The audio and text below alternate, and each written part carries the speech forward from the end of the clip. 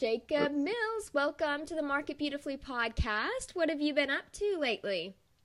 Oh man, I have just been working and trying to stay ahead of the game, working on a few client projects Mm-hmm. and trying to stay healthy. Trying to stay Yeah. healthy. I've been struggling a little bit with an infection, bacteria Oh, infection. Been a little rough, but hey, I've been able to barely keep up with everything, and now I'm doing a whole lot better. Whole that's lot better. hard. That's hard to have a setback whenever you're a business owner too, because it's hard to take Yes. time off whenever you're sick. Yes, yes. I mean, there's pros and cons. The pros is I work from home, so I don't have to kill myself and try to hold down a job in the process. But Mm-hmm. yeah, it's still not easy when you have a whole lot of Right. projects and responsibilities to keep up with. So God is good. I'm thankful that I'm feeling a whole lot better and was able to keep my head above water in the process. Well, good. So, did you know that you are the first guy to be on the podcast? Yay! That's You're what I'm getting talking that about. spot right now. You claim your trophy. You're the first guy to be on the Market Beautifully podcast. So I love it. exciting. I love it. That's awesome.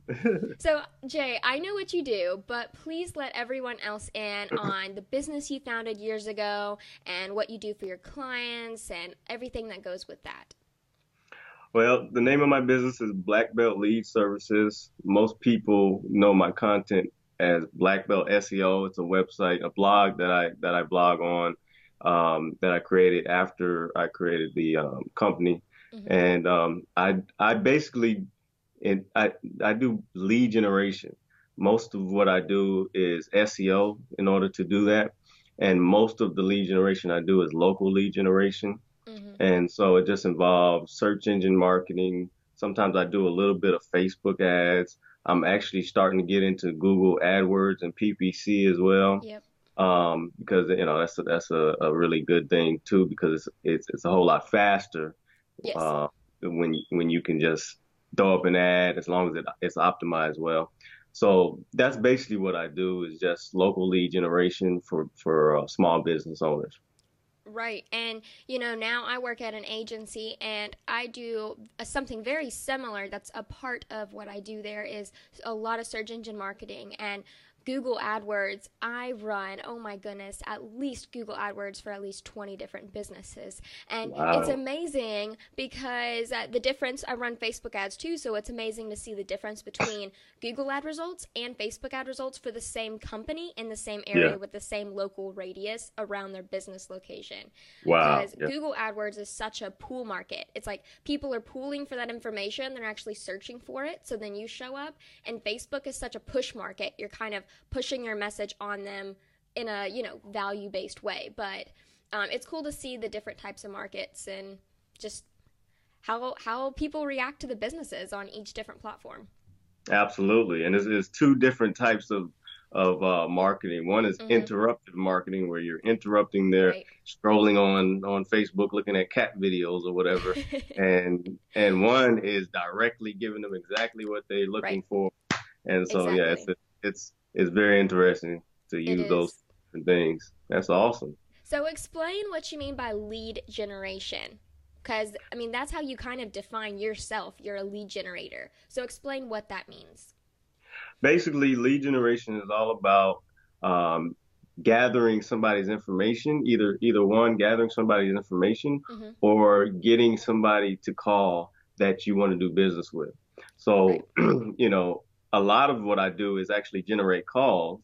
Um, it's probably more like 60 to 70% calls that I Mm-hmm. generate for local businesses because Right. people are usually locally trying to, call and get a quote and an idea of, how you can service them, versus probably 30% people that actually give their email and name Right. information via a contact form. So either one of those are leads, and those are just people that are interested in your service that reach out to you. Yeah, so let's say, I mean, I used to be a web designer, so I'll use me as an example. Let's say I'm a web designer still, and I come to Jay and I'm like, Jay, help me, I'm not getting enough leads. And then you're going to be a superhero and you're going to say, okay, we'll fix this. So then you do your whole search engine optimization thing, which is what we're going to talk about today, and do your little magic. And then the lead generation is a potential customer that's wanting web design coming to me through that push or that pool market. They're looking for specific web design services. They don't know of me yet, but Jay is optimizing everything to where, because they're searching with that keyword, they are going to know me, and then they become a lead through a contact form. So I'll obviously have a work with me page, and they'll go through that process, that sales process. Absolutely. So that's what the lead generation process looks like, right? Absolutely. Absolutely. Okay. You hit the nail on the head. Did you like how I made you out to be a superhero? I love it. Yeah, I I'm love sure it. that was your favorite part.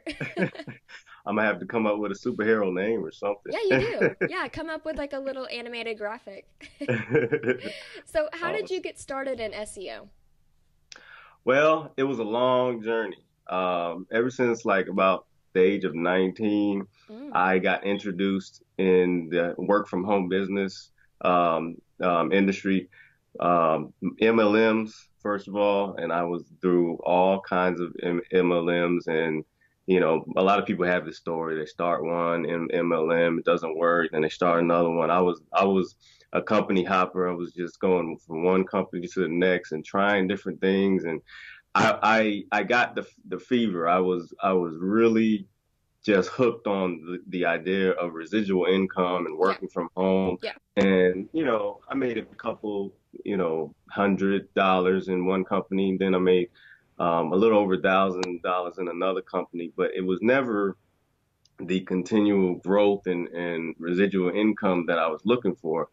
And one day I was targeted by Facebook ads. Speaking of Facebook ads, Yeah. and I was pitched on a lead generation program, training program that taught how to generate local leads for small businesses. And it really resonated with me, and I was interested in it. I went through the program. I ended up getting on a coaching call with one of the owners.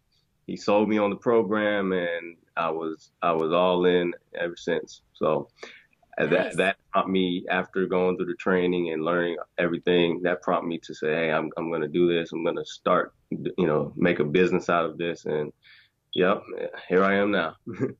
Nice. I love it. That's awesome that you were targeted through a Facebook ad. Oh yeah. They I'm knew I obsessed was. with Facebook ads, so Oh, I know it. They knew I was their prime target market yeah, yeah. Well, prospect. that's great targeting. Sometimes I'll see Facebook ads on my feed and I'll be like, wow, their targeting is really off right now because I'm not this. And I want to like comment and say, hey, you may want to change this setting on your Facebook ads because it's targeting this. And I shouldn't do Exactly. that. But in my heart, I'm like, I need to message this person. I know they're wasting money. They're I wasting money. know, I know. Stop the Yeah. madness. Or your frequency is too high or something. I'm like, maybe Something's I should just wrong. let them know. I don't think they're looking at their settings. So, Yeah, but hey, let me take a look at it for you. Let yeah, me help yeah. you out. Yeah, and it's so hard because I get asked to do Facebook ad services all the time, but that's not what I do. I don't even have time for it. But, I love it. I love it so much. So it's hard to say no because Yeah, I know it. it's a lot of fun for Yeah, it's a sure. whole lot of fun. Yeah. So, I'm curious, what is your key component in your marketing strategy that keeps bringing in new clients for you? Well, I use three different approaches. Mm-hmm. Actually, one of the latest things that I've been doing is YouTube videos. And I Okay. actually had one video that just recently went viral almost. I don't know if people have been necessarily sharing it on social media, but it just got a whole lot of hit and a whole lot of hits and a whole lot of views. Mm-hmm. So that's been working out pretty well. I've been having a lot Nice. of people reach out to me and everything, and actually got a coaching client, and a few customers from it. But Awesome. the first thing I was using is Instagram marketing, and that's actually how we met. No, I was about to say that. Yeah. Yeah, just networking and Yeah. building relationships with like-minded people and small Mm-hmm. business owners Mm-hmm. on Instagram, and basically just um, One thing that's really been helping out lately is a few of the partnerships I've put together, Okay. partnerships with web designers. So those three things, partnerships, Yeah. Instagram, and YouTube, those have been my best strategies for getting clients. Right. And we met on Instagram, what, almost 2 years ago, I think? It's been a while. Yeah, It's before the with that, algorithm screwed everything up, that's for sure. right, right. Yeah. So let's talk about SEO because we're gonna really dive deep into keywords. But before we go into the keyword part of optimization for SEO, can you explain what SEO is and then just break down that concept for us? Because I know for a lot of people, SEO, when they hear that, they think, oh, that sounds like so much work, or it's just overwhelming. I don't even know where to start. So let's just start with explaining the definition of what SEO is. Well, that's a good question. So SEO, first of all, stands for search engine optimization, and it's basically the process of optimizing content on the web, whether it's a website, a YouTube video, even Mm-hmm. a social media account. You can do SEO on all of those, but the most easiest to do it on and what most people use it on is websites, and Right. it's the process of optimizing your website to get it ranked for certain content and keywords that your customers or prospects or website traffic is looking for in order to get website traffic over to your website. Yeah. Yeah. I think that's a great explanation. Yeah, So, I mean, I do a lot with like Pinterest SEO and Instagram SEO with hashtags, but specifically today we're talking about website SEO. But you could really take these principles that we're talking about with the keywords and maybe tweak them a little bit, but use them on a lot of different platforms because pretty much every social media platform has SEO tied to it in some way. So it's a really important concept to maybe not even master, but at least know something about. And I know it can be an overwhelming word, but it is really important as a business owner to at least know something about SEO so you can organically rank on a lot of different platforms and get your word absolutely. out. I mean, that's your goal, right? Is to get your word out to as many people as possible. So, and you can definitely do that with SEO. Absolutely. Absolutely. So, how does SEO impact every business owner who does business specifically online or has some sort of online presence?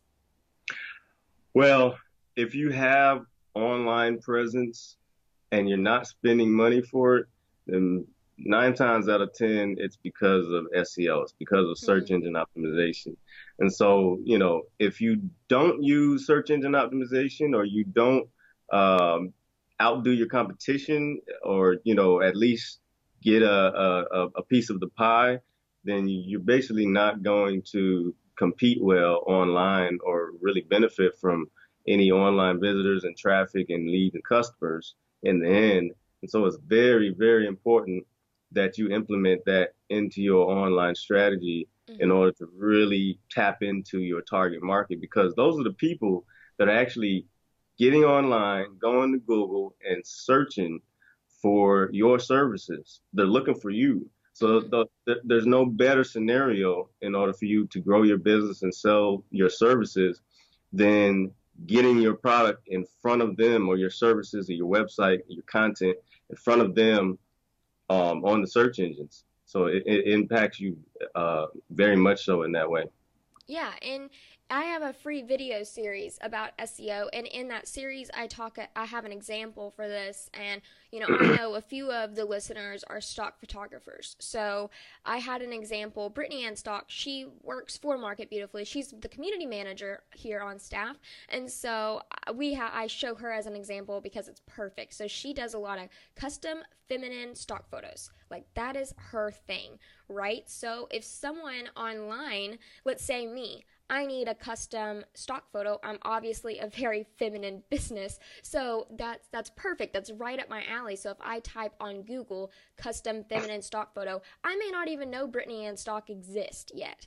But then I'm going to type her name in, and she's either going to organically rank, or if she wants to pay, she can do Google AdWords. But specifically for this talk, let's say she organically ranks because she has optimized her website specifically for that keyword. So if anyone types in the search bar custom feminine stock photography, she pops up. And so she's done this. So let's say I'm like, oh, yeah, that looks cool. Sounds great. So I'm going to click on her website, and then she's going to make a sell. And she hasn't really worked for this, I mean, at all, besides setting up the optimization on the front end. And she hasn't had to pay for this lead. So that's a huge benefit to making Yeah. sure that you are using keywords. And like what we're going to talk about today is finding the right keywords for your business and where to place them. But that's a big part of optimization, is making sure you have those right keywords for your business, because you can really mess that up if you go too broad or too well, I mean, you can't really go too specific, but I guess you could if you did like a 13-word phrase, um, which is a little insane. Mhm. Anyways, so that's how keywords really tie into SEO. Do you have any examples that you've seen for your clients or how this has worked? Yeah, I mean, it's always best to start going after, um, more specific keywords. Mm-hmm. And generally what happens is you start ranking a client for smaller, specific, longer tail keywords Mm-hmm. first. So, if the only thing you're focused on is short term or what they also call short head Mm-hmm. keywords that are harder to rank for, then you're not only missing out on all of the other keywords that you could Mm-hmm. be including in your content and ranking for, but you're also prolonging that time period and really fighting an uphill battle in order to get to those bigger keywords. Yeah. And so, it really benefits if anything, you would want to not even go after the short tail keywords and just focus on long tail rather than vice versa, just focusing on that one keyword. So, Right. whenever you do that, you really maximize your ROI in the end. Mm-hmm.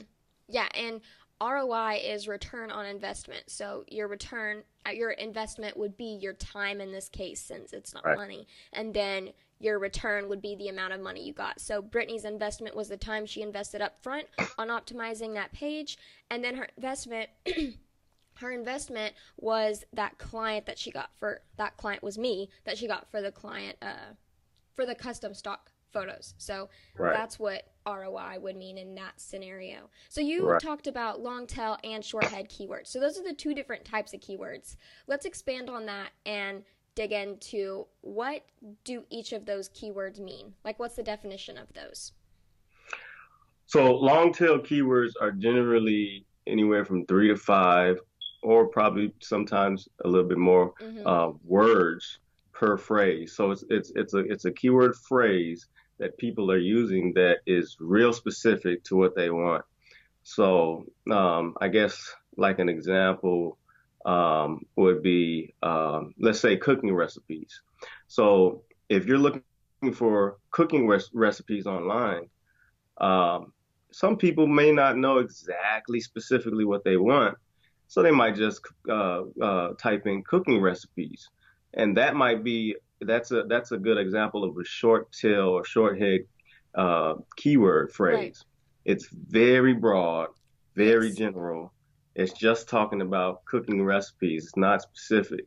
Mm-hmm. So you might have a high search volume of people searching for that keyword versus a longer tail keyword with somebody's looking for um, you know honey mustard chicken entree or something Right. Right. recipe or something like that. And so if you were to try to optimize a blog post for example that gives exactly what that is, the recipe for that, for that keyword, you have a more of a chance of actually ranking for that keyword Mm-hmm. than cooking recipes because it's very specific.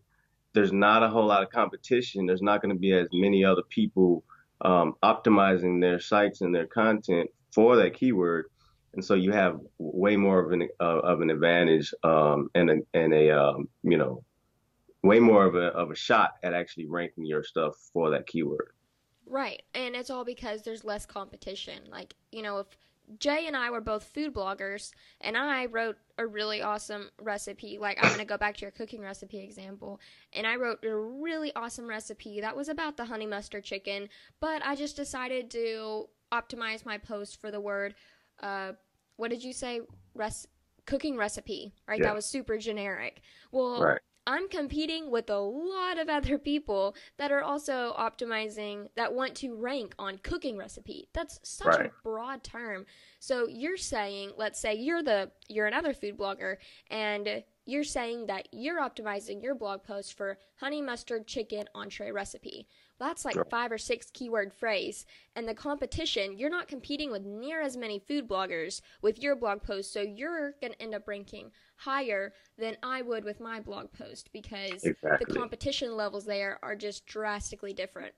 But it's Exactly. so easy to want to rank on those short head short head keywords like cooking recipe because you're like, wow, well, there's so many people searching for cooking recipes, so that's where I want to rank on. It makes sense, but that's actually not true.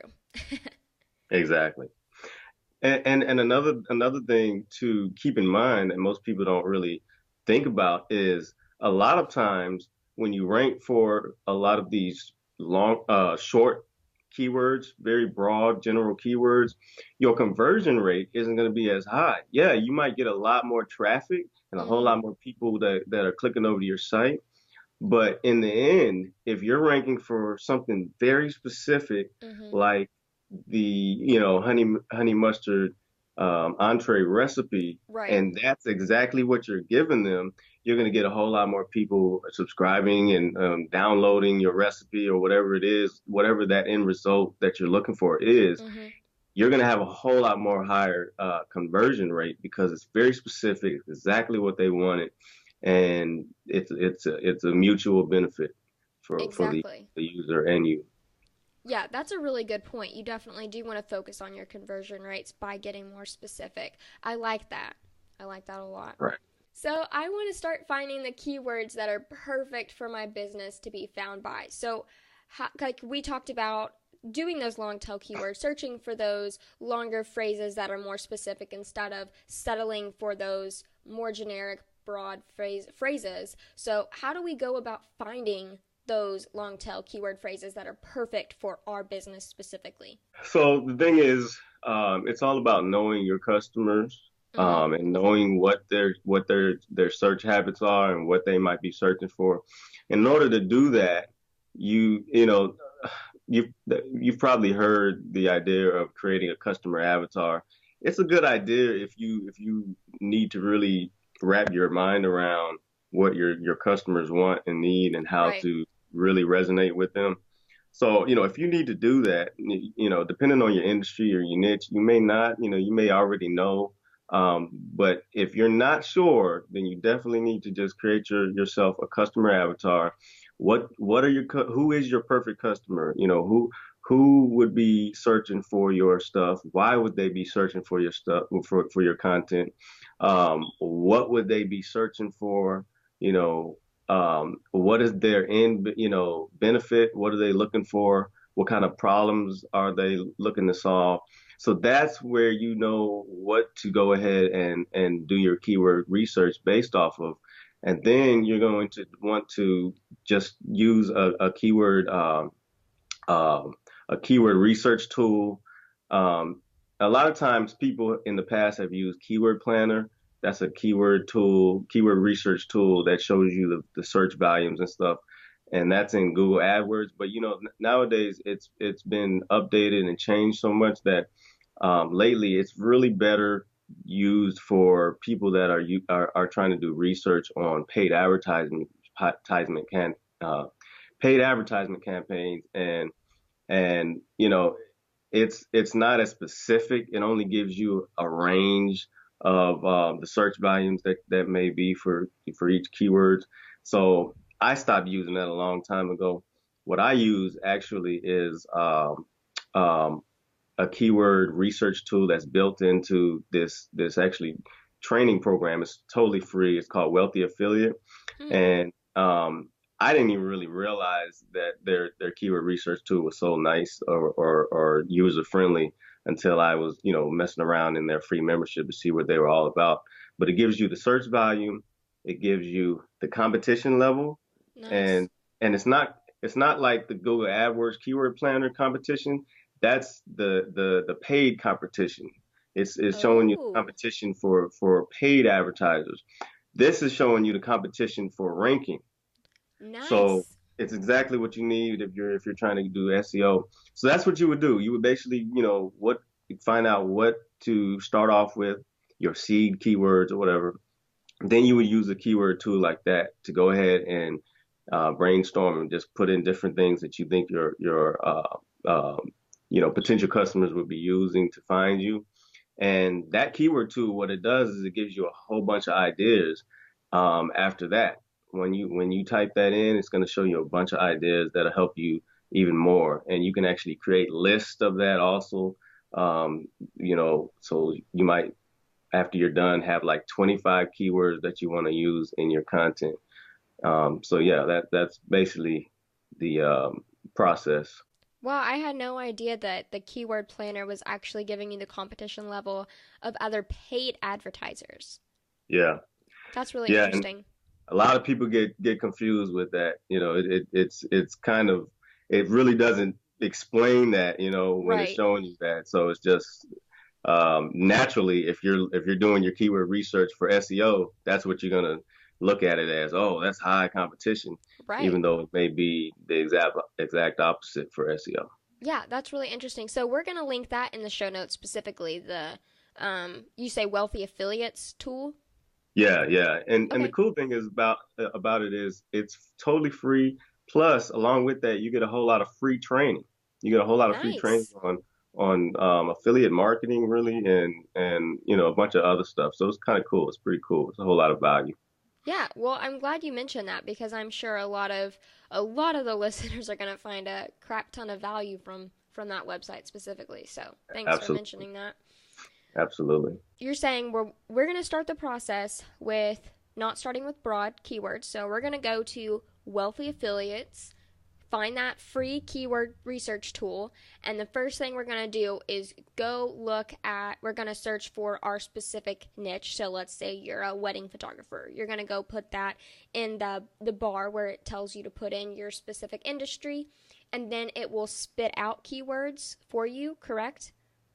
Yeah, basically, it's a two-step process. Okay. You have the area, the search bar, where you put the keyword that you want to find data on. Mhm. So yeah, if you're a wedding photographer in, let's say New York City, let's say Manhattan, and you already know that people are going to be searching for a wedding photographer in Manhattan in order to find you. Well, that's what you would start off with. That's the most logical thing to put in there. And what it's going to do is once you hit that search button, it's going to show you the exact um, average search volume for that keyword, span it over the course of 12 months. Mhm. And, let's say it's like 300 searches a month on average that people are looking for that online in Manhattan. It's also going to show you about 10 to 20 more ideas. So it may say, yeah, this is what the search volume is for a wedding photographer in Mhm. Manhattan. Here's also what people are searching for: Manhattan wedding photographer, Manhattan, New York wedding photographer in Manhattan, New York. It's going to give you all of these examples and variations of that keyword to also add into your list. So you can add them into your list. You can check box all the ones that you think are great, add them into your list. And so you save that list for later so that you can create your content based around that. Hmm. Okay. That sounds pretty simple. I like it. Yeah, it's real simple, real Yeah. straightforward. I Awesome. love it. So if you go on this website, just rewind to the part where he's explaining everything and just keep listening over and over until you're done with the process. So the next step after we do use this tool to its full potential, then we're going to go into Evernote or your notes section in your phone or whatever, and we're going to make a custom list for your business of all the keywords, the possible keywords that you could use. right? Is that what your next step would be? Yeah, I mean, whatever works for you. If putting it into a document for later, Mm-hmm. whatever you need to do to make sure you have those keywords at your fingertips Right. to reference when you're writing your content, your blog Mm-hmm. posts, when you're optimizing your site titles and all that good Mm-hmm. stuff. And you want to make sure that you use at least 90% of those keywords in your content because it's also about variety. Yes. Um, Google looks at all of these different factors. If they look at your article and they see it's 1,000 words of keyword rich content, Mm-hmm. and it's not only your main keywords that you're going after, it's all kinds of relevant Right. keywords that are related to your main keywords. It loves that. The it's gonna really send signals to them saying that this site is valuable, it's authoritative, it's giving a lot of value to its readers, and hey, it needs to be ranked, and we need to show this website for these main keywords. Yeah. Right. Exactly. So you have your list of keywords that you're going to use, but you're saying diversification is super Yes. important. If you haven't heard of keyword stuffing, this kind of goes with what he was saying with diversifying your keywords because let's Right. say in your first paragraph of your blog post, your keyword was the honey mustard chicken entree recipe. Right. Well, you're not going to put that same keyword phrase 6 times in that same paragraph. That's a Yeah. little overboard. And also, it comes across as spammy. And I know you're not a robot. So that's probably not the best route to go. No, exactly. Yeah, and you Ex- actually get docked brownie points with Google. So I have like a system for SEO. Like everything you do, you either get brownie points or you lose brownie points. So if you do the keyword stuffing strategy, because it actually used to be a little SEO secret that a lot of people did to kind of beat the system, but then Google, Google does not, Google's super smart. So Google's not about to let you beat the system for more than a week. So now you actually lose brownie points if you do that keyword stuffing tactic. So don't do that. exactly, exactly. That's very, very, very important. Because what used to work definitely doesn't work Right. nowadays when it comes to trying to beat the system. So the best thing is just play Google's game the way they Mm-hmm. want it to play, and you'll be safe Right. for years to come, and you'll future proof your content. So Yeah, quality. yes, It's all absolutely. about quality now, for sure. So we have our list of keywords. Now, what do we need to do with them? Well, this is where you're going to head over to your website. Mm-hmm. You're going to create a very authoritative, keyword-rich homepage article, and you're going to treat your homepage as the headquarters of everything you do on your website. That's the most important page of your website is whatever comes up when people type in that domain name. So you're going to have the largest article or the largest piece of content on that homepage, and it's going to include as much of the general main content or subject matter of your Mm-hmm. whole entire site on that homepage. What you're going to do is, I like to usually go by a rule of thumb of um, having at least 3 to 5% of that article your main keyword. And that just goes to what you were saying, not stuffing it out. It's Mm-hmm. only like 3 to 5%. You're not going to get docked if it's more than that, like 10% or whatever. But you want to try to keep it like 3 to 5% of that main keyword.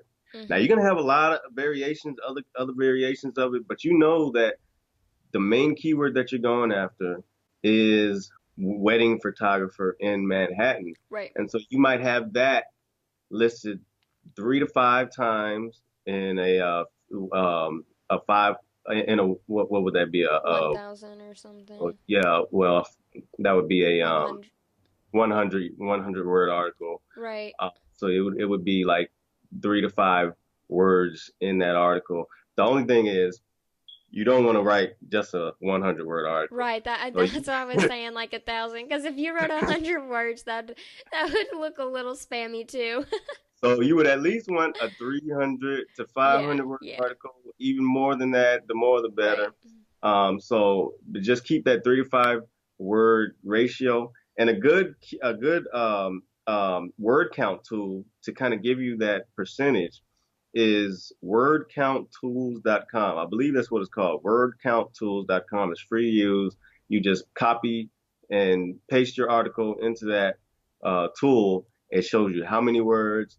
Okay. It'll show you how many times these different words appear in your article and the percentage of the words that are in in the article. So it's great. It's a great tool. I use that tool all the time. Okay, we'll link that tool in the show notes too at Yeah. marketbeautifully.com/podcast. So if you're wondering where any of these tools are, we're going to link all of them at marketbeautifully.com/podcast, and just find this episode and all the links will be there.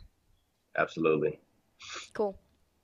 Okay, so explain what you mean by homepage article. Are you talking about just making sure that the different sections of your homepage have keyword-rich content, or are you talking about having an actual blog post on the homepage of your website? Oh, it can be either way. If you use a homepage article and that's an actual page, a homepage, Mm-hmm. it works either way, really. You can put the content on. Basically, what it means is whatever page or post that your website directs people to when they type in the main domain, that's what you want to optimize to the fullest and send as much power to. Okay. And when I say send much power to, I guess I'm getting on to a whole nother topic. I'm talking about link building, which is off-page optimization. But everything you do in SEO, most of what you're going to be doing is directed towards the homepage. Right. And that just means if your domain is weddingphotographer.in-New-York.com, which will be a very long domain name. But if that's what it is, then whatever that page goes to, when people type that in, that's the home page. That's what needs to be optimized. Right. Everything needs to be optimized, but that one that needs to be focused on. Most of your focus needs to be focused on that. So maybe at this point in the game, you can open up your website right now and just go through your website and then have your keyword list right beside in another tab, and then just try to optimize it as best you can. So look where you could potentially place more keywords in there and really optimize each section to its fullest potential on your website. And it's important that most people know this, so this is just confirmation. Your content and sentences need to be as high quality as possible. Mm-hmm. It can't look like a monkey wrote it. It has to be quality where it makes sense. You're not just saying, "Hey, wedding photographer in Manhattan," but Right. I am a wedding photographer in Manhattan. If you're looking for a Manhattan wedding photographer, you can't do that. You can't just start putting stuff in there for no reason. It doesn't even make sense. You need to make sure that if one of your readers was to read that whole 1,000-word article from front to back, they would actually get something out of it and say, okay, this makes sense. Right. So, yeah. Right. Don't make your website look like a monkey wrote it. That's great advice, Jay. Thanks. We need to have a little quote image on that. I love it. Absolutely. Yeah. With superhero Jay Mills and then a monkey on the other side. Yes. Share it all over Facebook, Yeah. all social media. So many shares. Love it. Okay, we have our list. We've looked at our homepage. Now, where are the best places on our website to make sure that our whole entire website, whether that be blog or the pages on our website or the homepage, is actually optimized? That's a great question. That's very, very important. What happens is, what you want to do is, you want to, and your listeners may want to, just get a pen and write this down. If they're going to do this to the website, Go ahead and get a pen and paper, write this down. You're going to want to include your main keyword in your site title. Okay. And that's your whole, your general site title. Whether you're using WordPress, Wix, Weebly, or any of these other website builders, you should be able to find your website title. So you're going to use that in the site title itself. And then you're going to use a combination of your main keyword and your long tail keywords. in your page level descriptions. So each page on your website is going to be optimized with a page description, and usually that's what shows up in the search engines when Right. somebody searches for something, they see that description. So you're going to have the page title and then the page description. You're going to use some of the long tail keywords or maybe even your main keyword, if it makes sense, in the page title and in your page descriptions. And then you're going to also optimize your meta description and your meta tags with keywords, as many of those long tail keywords as possible. You're going to create tags for those as well. Mm-hmm. And you're going to also, so those are the main things. Those are the main things that you want to, the main areas that you're going to include your keywords. And you also want to make sure that you have your keyword in the first paragraph. Um, Primarily, you want it in the first sentence Mm-hmm. of your homepage article or your post. Even if you're doing it on a whole other page or your post, the keyword that you're optimizing for should be in the first sentence of your paragraph, if not the second or third, as long as it's in the first paragraph. Right. Those are the main keywords. Then you have image file names that you're going to optimize, image alt tags that you're going to optimize with keywords. So the Um, image file names, you're saying don't name your image files as 001image.jpg. That's not a good thing? Absolutely not. Oh, okay. Okay. Absolutely not, because every little thing matters. Every little Yes. thing matters. Yes. Even though that may be less important than something else, the more edge you can get on your competition, the better. And that's what SEO is Yeah. all about. More brownie points. Rack up those brownie points. Absolutely. So You want instead Google, of you want naming, Google to fall in love with you. yeah, yeah, all those little Google bots that look at your website, you just want them to have hearts in their eyes when they come to your website. Absolutely. Yeah. So rack up You as want to many give, brownie points as possible. Don't write like a monkey, and know that Jay Mills is a superhero. I mean, those are the things that you need to know in life. I, I like that. I like that.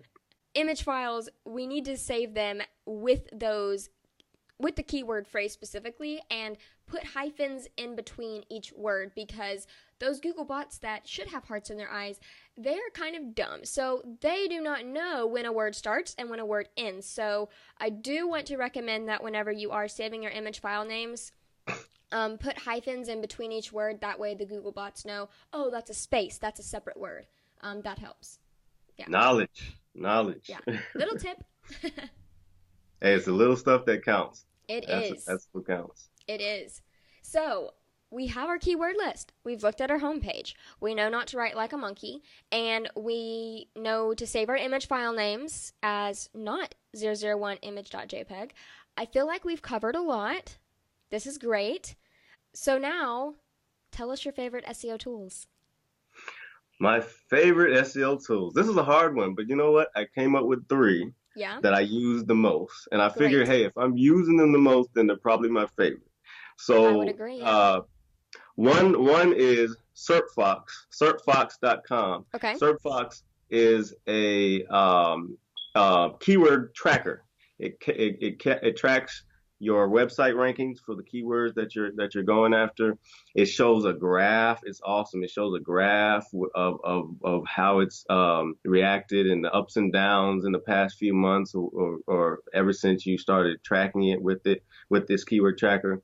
It shows the volume of searches of these keywords. It shows Nice. everything. I mean, it's awesome. I love it. SERPFox.com, of course, you'll find that in the description as well, Right. or on your page as well. Yeah. And so that's the first one. The second one is Wealthy Affiliate keyword Yeah. research Wealth tool. Love affiliates. that tool.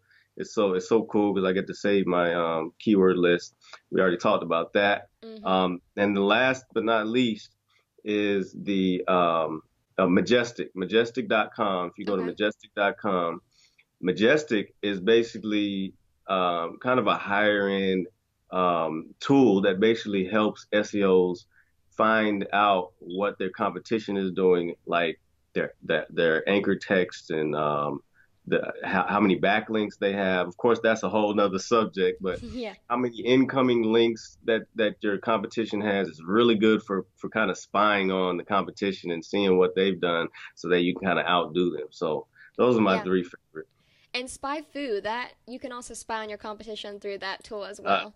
Spy Fu is a whole nother one. Yeah, That yeah. one's probably a cut above Majestic. Spy Fu is a Ooh. whole other level. Okay, so we'll include Spy Fu in the show notes as well. So that's Yeah, four tools that yeah, they're all free, right? yeah. Or Well, that at least have free but versions. they have free versions. They have Right. free versions. They all give you free versions that you can check out. So yeah, that's the Yeah. good thing about it. I'm not sure about CertFox though. I think Oh, okay. CertFox entry level is $10 a month. But Okay. it's it's super affordable if you really want to get good data on your keywords. Yeah. Yeah. But yeah, your listeners got a bonus. They got a bonus one. Yeah. Spy Food. Bonus Look at tool. that. That's Woohoo. Party, awesome. SEO party over here. Oh yeah, Giving out bonuses left and right. value, straight value. Okay, so now people are obviously gonna want to hang out with you. So, can you tell them where people can find you on the internet? You can find me on the interwebs by you can go to of course you'll leave my links in the bottom, won't you? Yes, of course. So Show you notes. can if you Google my name, Jacob Mills, I might be at least on the first page. Not Google, I'm sorry. YouTube. If you search in YouTube for my Mm-hmm. name, Jacob Mills, I might show up on the first page at least. Or Black Belt SEO. I'm just kind of starting to revamp and do my YouTube marketing, so Nice. it should show up soon. And Facebook, I always like people to add me on Facebook and stuff, and I'm on Facebook quite often. If you do facebook.com / Jacob Mills 1989, I believe. Okay. So usually everything is 1989. Like my Instagram also, Instagram is another place. It's Jacob Mills 1989. That's my username. So you can find me on all of those three platforms. Those are the main places I hang out. Not Nice. really that active on Twitter or some of the other stuff. Me either. Well, I'm glad we both chose Instagram. I'm glad we met, and I'm so glad you got to come on the Market Beautifully podcast. I really enjoyed having you on the show. I'm glad to be here too. This was awesome. This was real fun. I appreciate you having me.